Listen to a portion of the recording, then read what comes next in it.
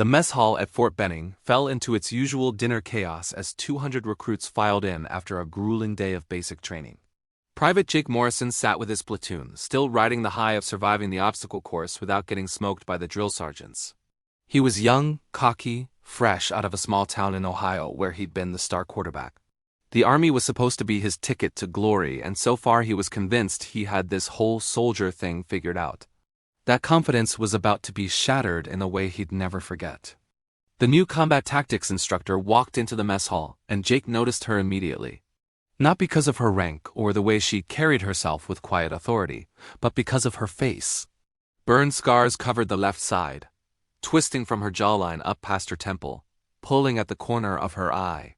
Her left hand, visible below her rolled sleeve, showed similar damage, the skin tight and discolored.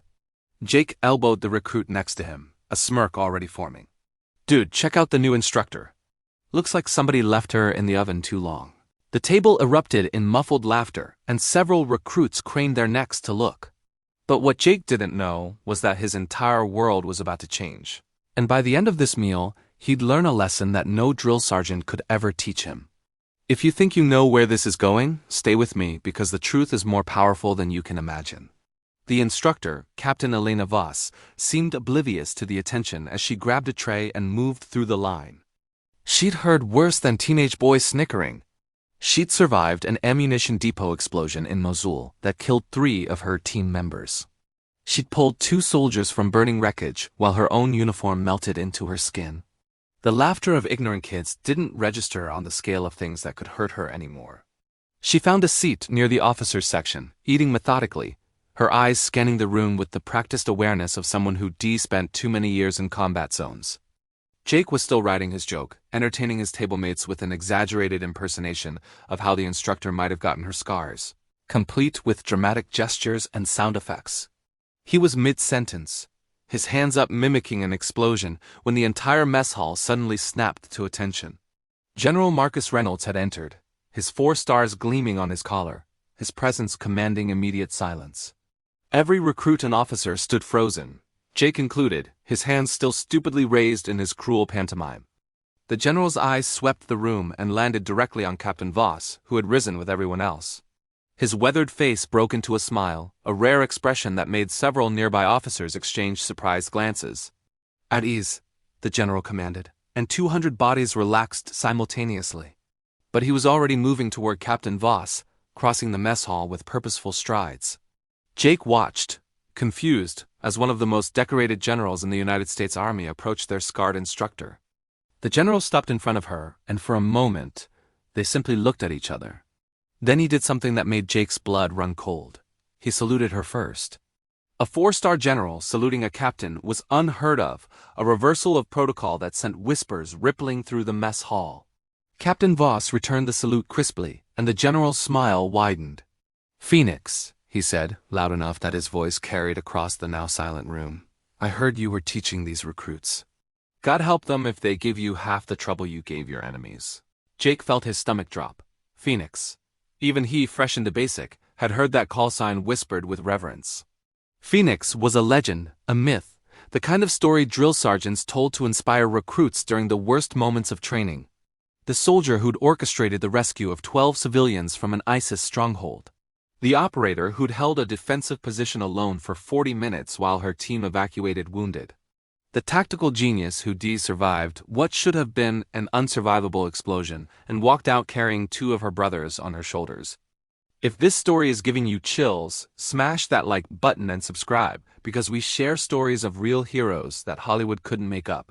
The general continued, his voice carrying authority and something deeper, something like profound respect. "I was in Baghdad when we got word about Mosul. They told me Phoenix went down trying to save her team from that ammo depot. For 6 hours, we thought we'd lost one of the finest soldiers I've ever had the privilege of commanding." He turned to face the mess hall, ensuring every recruit heard his next words. "This woman ran into an inferno 3 times. 3 times. She pulled out Staff Sergeant Martinez first, his legs shattered. Went back for Corporal Chun, unconscious from smoke inhalation. The 3rd time, the building was collapsing, ammunition cooking off like fireworks. And she still went back for Private Hammond, a kid on his first deployment." The general's jaw tightened. The explosion that caused these scars happened because she refused to leave anyone behind. She spent 11 months in recovery, endured 23 surgeries, and the first thing she did when the doctors cleared her was request to return to active duty. Jake couldn't breathe. Around him, his tablemates sat frozen, their earlier laughter now a shameful memory burning in their chests. The general walked back to Captain Voss, and this time he extended his hand. She shook it firmly, and he said, loud enough for everyone to hear, "It's an honor to serve in the same army as you, Captain." These recruits are lucky to learn from Phoenix herself.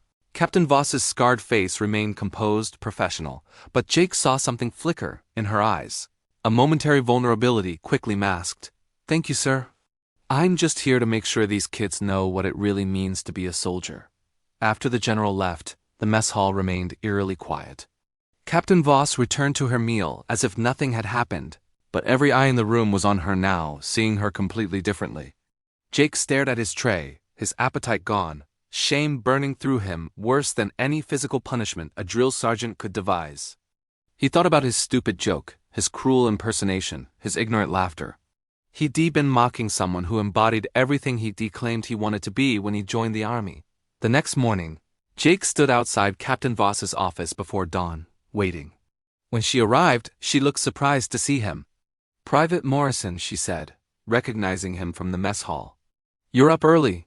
Jake swallowed hard, his carefully rehearsed words suddenly feeling inadequate.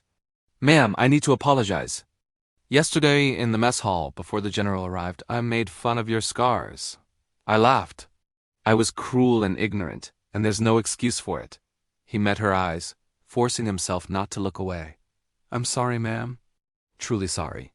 Captain Voss studied him for a long moment, and Jake braced for the reprimand he deserved. Instead, she nodded slowly. "You know what I see when I look at these scars, Private?" She traced a finger along the damaged skin of her jaw. "I see Martinez walking again with his kids. I see Chun graduating college on the GI Bill. I see Hammond getting married last spring, alive to hold his wife on their wedding day." She leaned against her office door. "I don't see my pain. I see their second chances. That's what these scars mean to me." She opened her door, then paused. "You made a mistake, Morrison, a cruel one. But you had the courage to own it, face to face, with no one forcing you. That's the beginning of being a real soldier. Don't waste it." Over the next 12 weeks, Jake trained under Captain Voss, and she was every bit as tough as her legend suggested. But she was also patient, thorough, and deeply invested in teaching her recruits not just how to fight, but why they fought and who they fought for. Jake never forgot that moment in the mess hall, the shame that had burned through him, or the grace she'd shown him afterward. On graduation day, as he received his orders, Captain Voss shook his hand. "Make those scars mean something, Morrison. Go be someone's second chance." Years later, now a sergeant himself, Jake would tell new recruits about Phoenix. About the day he learned that a soldier's true strength isn't measured by perfection or unmarked skin, but by who they're willing to become when faced with the choice between easy and right. Captain Elena Voss taught him that heroes don't look like movie stars. They look like people who ran into fire when everyone else ran out, who carried their brothers when their own bodies were breaking, who wore their scars as proof that love is stronger than fear. If this story changed how you see strength and sacrifice, share it with someone who needs to remember that real heroes walk among us, often carrying wounds we're too quick to judge. Drop a comment telling us about a time you learned not to judge a book by its cover, or about a veteran who changed your perspective on courage. And if you've ever been quick to laugh at someone's scars, visible or invisible, remember Jake's lesson. Those marks might represent someone's finest moment, their greatest sacrifice, the day they prove that love is worth bleeding for. Subscribe to hear more stories of real heroes whose scars tell stories of survival, sacrifice, and the unbreakable human spirit. Because in a world quick to mock what it doesn't understand, we need to remember that behind every scar is a story of someone who refused to quit, refused to leave others behind, and chose courage when fear would have been easier. Phoenix rose from the ashes. So can we all.